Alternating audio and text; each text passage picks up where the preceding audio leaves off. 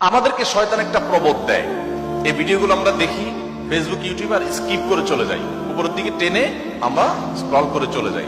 শয়তান আমাদেরকে বলে তোমার কি করার আছে, তুমি একটা সামান্য, একে তো বাংলাদেশ মতো একটা ছোট্ট দুর্বল দেশ, আবার সে দেশের একজন অতি সাধারণ একজন নাগরিক, একজন নগণ্য মানুষ, তুমি এই আন্তর্জাতিক সমস্যার সমাধান করার মতো ক্ষমতা তো তোমার হাতে নাই, তোমার কি করার আছে?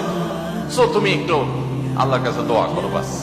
আমি একটু দোয়া করে ওটাকে স্কিপ করে আর একটা ঝাঁকানাকা কোনো ভিডিওতে আমি ডুবে যাচ্ছি।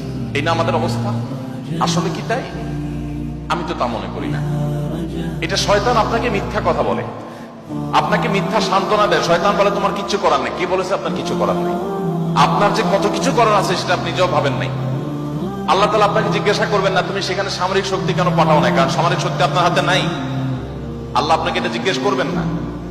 আল্লাহ আপনাকে বলবেন না তুমি মানবিক সহায়তা নিয়ে শত শত হাজার হাজার টন কেন খাবার পাঠাও নাই সেখানে, কারণ এই ক্ষমতা আপনার হাতে নাই। আল্লাহ এটা জিজ্ঞেস করবেন না।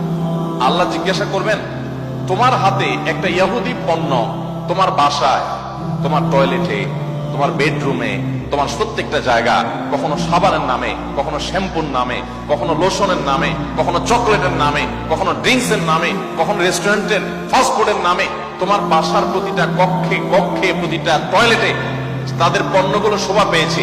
এই পণ্য বেচা টাকা দিয়ে তারা বোমা হামলা করে মানুষ মেরেছে। তুমি শুধুমাত্র তাদের প্রতি সিম্পেথি দেখাতে পারতে, সেটা তো দূরের কথা, উল্টো বরং তুমি সেই বোমা হামলার সঙ্গে জড়িত। তুমি জেনে হোক আর না জেনে হোক, তুমি বুঝে হোক আর না বুঝে হোক, তুমি কিন্তু সেই বোমা হামলার সাথে জড়িত। প্রতিদিন তুমি চাঁদা দিচ্ছ ফিলিস্তিনের মানুষকে হত্যা করবার জন্য। আল্লাহ এই কথা বলবেন? এই কথা বলার যথেষ্ট সুযোগ আছে? প্রতিদিন আপনি চাঁদা দিচ্ছেন।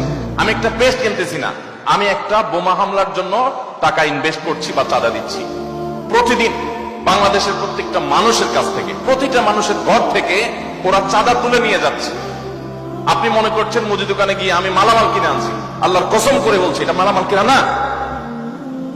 এটা আপনি দেখছেন মালামাল কেনা, আমি এটাকে মালামাল কেনা দেখছি না। আপনি দেখছেন আপনি পেপসি বা কোকা